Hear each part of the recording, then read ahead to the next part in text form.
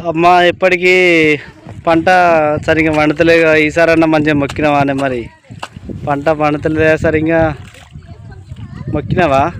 మంచిగానే మొక్కిన బిడ్డ. ఇక మైసమ్మ చేస్తానని మొక్కినావు పెద్ద బాపు మనం. దేవుడాల పోయేస్తుంది, ఐలోని కోరెళ్ళి పోతుంది.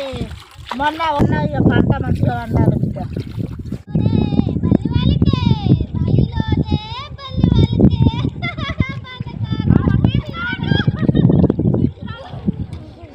ప్రతి ఏడు ఇలా నాటేస్తాను కానీ ఒక్క సంవత్సరం అన్నా సరైన పంట పండుతలేదు అత్తమ్మ.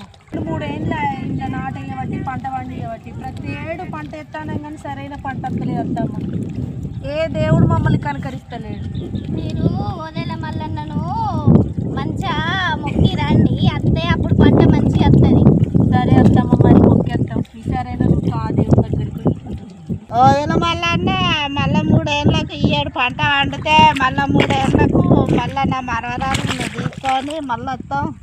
తండ్రి నీ బాధ్యత నల్లవోసావా మైసమ్మ తల్లి.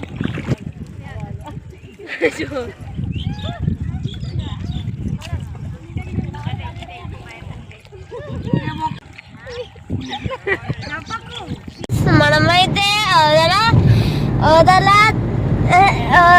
ఇడికిట ఇంకో ఏమైనా మా డాడమ్మ